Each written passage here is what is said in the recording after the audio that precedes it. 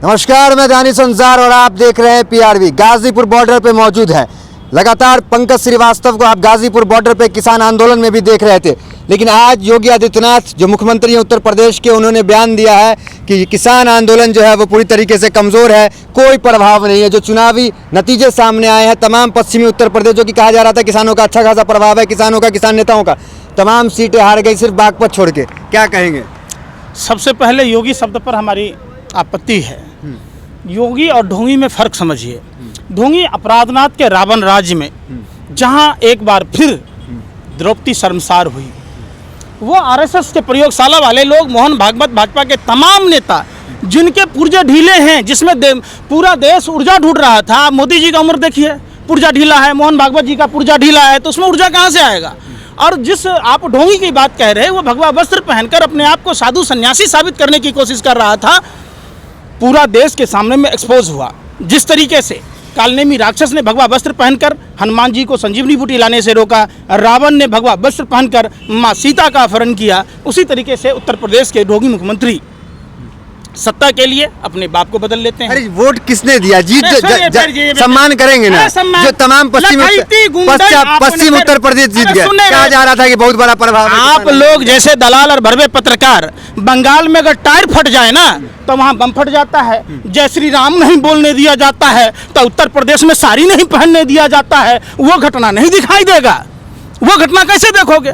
जिस तरीके से लठैती हुई, पुलिस अधिकारी को, आईपीएस अधिकारी को मारा, खुद पुलिस अधिकारी फोन पर अपने सीनियर से बात कर रहा था। ये उत्तर प्रदेश में लोकतंत्र का बलात्कार हुआ, बाबा साहब अंबेडकर के संविधान का बलात्कार हुआ। सिर्फ उस देश की महिला का बलात्कार नहीं हुआ। कहाँ है भाजपा में स्मृति ईरानी, मेनका गांधी, जो हथनी के कांड पर इटली तक पहुंच जाए, जो पालघर की घटना में इटली तक पहुंच जाए?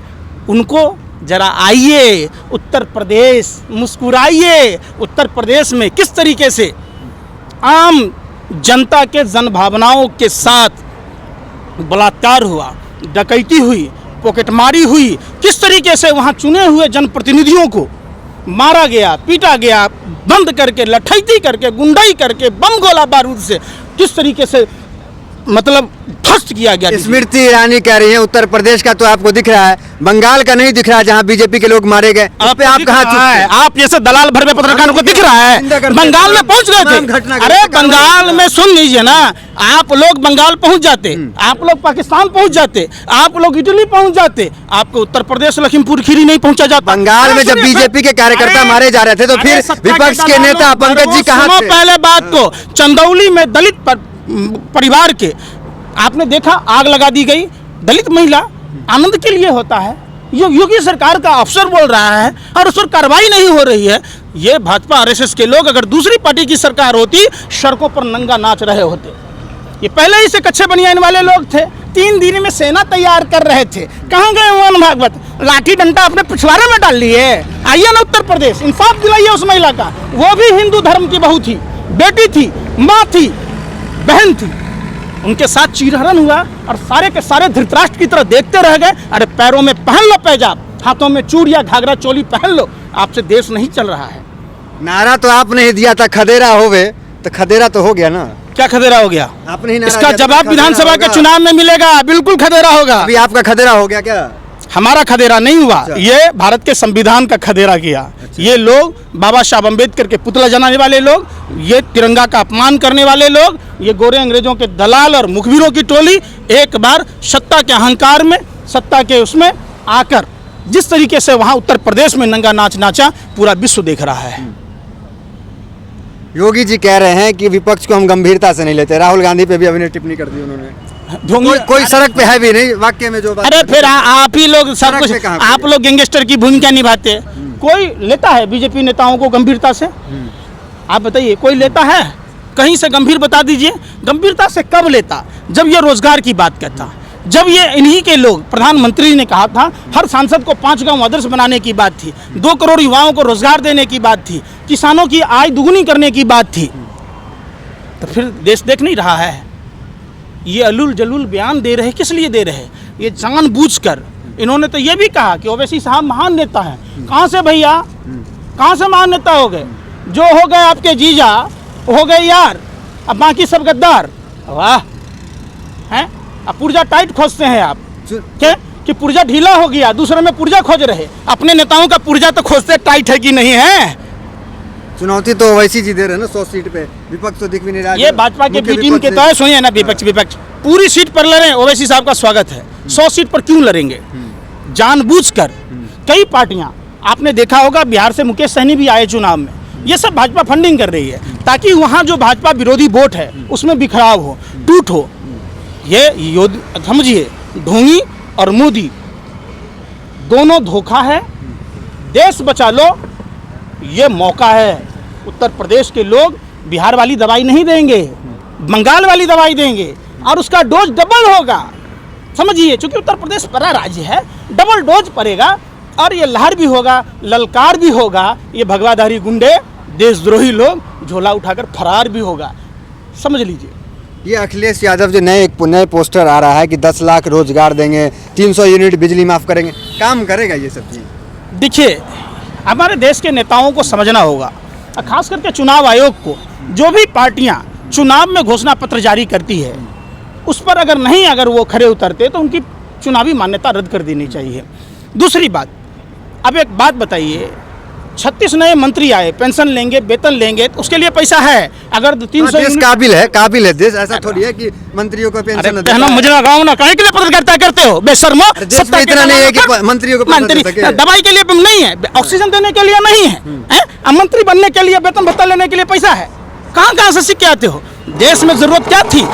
देश में जरूरत थी अस्पताल बनाने की, देश में जरूरत थी ऑक्सीजन की व्यवस्था करने की, देश में दवाई की व्यवस्था करने की जरूरत थी, शिक्षा के मंदिर बनाने की जरूरत थी, नहीं कि नया संसद भवन, अपने लिए विशेष विमान, ये सब की जरूरत थी।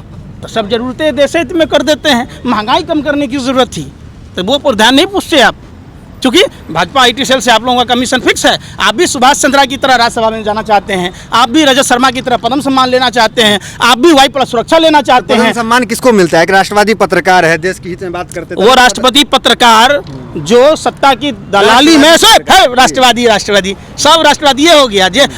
मैंने पूरा देश बेचकर और देश बेचने का कमीशन खाकर राष्ट्रवादी हो गया। और देश का किसान, जो पालनहार अन्नदाता किसान भाई धरती का सीना चीर कर अपने खून पसीने से अन्न उपजाता है, आज अपने अधिकारियों के लिए लड़ रहा है, तो उग्रवादी हो गया, खालिस्तानी हो गया, नक्सली हो गया। भरवे शब्द का ये आप लोगों के बाप की बपौती है देश कि देश कई लोगों को गाली दीजिएगा।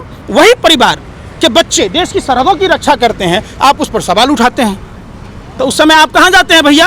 कहने बच्चों 25-30 रुपये का पेट्रोल डीजल चाहिए कि नहीं, 10 रुपये का सिलेंडर चाहिए कि नहीं, हर ग्राम को 200 करोड़ देने की बात। कहाँ रजत शर्मा के पिछवाड़े में घुस गया 200 करोड़ रुपया? क्यों नहीं कानिया से पूछा जाता है, पौने दिमाग वाला बाबा रामदेव से? तो ये सवाल आपको नहीं, कोई नहीं पूछेगा, चूंकि चोर मसरे भाई डिटीट पिटीट करते हैं आप लोग। लबर नहीं कीजिए। जो देश की मंत्री कह रहे हैं सुख का आनंद देता है ये चीजें, वो भाजपा का, देखिए वो सब भाजपा में तमाम जमूरे हैं। जमूरे खेल दिखाएगा, पूरा भाजपा सर्कस है जंगली जानवरों का। ये मदारियों की पूरी टोली है। अगर मोदी नहीं, मदारी है, झूठ बोलने की इसको पैदाइशी बीमारी है। जिस टीम का कैप्टन ही बहुरुपिया हो, जुट्ठा हो, नौटंकीबाज, ड्रामेबाज हो, तो बाकी उनके सदस्य का क्या कहिएगा? हाथी का बच्चा हाथिया ना होगा, चूहा का बच्चा चूहा ही होगा। तो जिस संसर्ग में रहेगा, भाजपा के तमाम नेता अनपढ़, जाहिल, गंवार हैं, देशद्रोही हैं, गोरे अंग्रेजों की दलाली करते थे इनके बाप दादा, इसलिए इनमें यही खून, इनके DNA ही खराब है। चलिए, निकाय चुनाव में किसान आंदोलन का कोई असर नहीं दिखा, लेकिन विधानसभा चुनाव नहीं दिखा। सुनिए पूरा सवाल पूरा बताते ना, सुनिए सवाल पूरा। पंचायत में या ग्राम सभा में भाजपा के लोग जीते ही नहीं, तो ये डिसीजन कहाँ से आ गया? आम के पेड़ में बबूल फलते देखा है। उत्तर प्रदेश में आम के पेड़ में बबूल जैसे कांटे उगे और आम के पेड़ में, बबूल के पेड़ में आम फला दिया।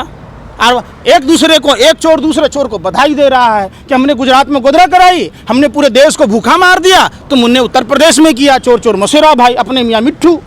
कहाँ से होगा भैया, बताओ ना। आप पत्रकारिता करते हो, आपको नहीं दिखा कि नगर पंचायत में भाजपा के कितने लोग जीत के आए? जिलावार ही आप बता दीजिए। बागपत में भी कोशिश की गई थी, लेकिन वहाँ के आम जनमानस जब आ गया समाहरणालय पर, तो वहाँ डिसीजन प्रभावित नहीं हो पाया।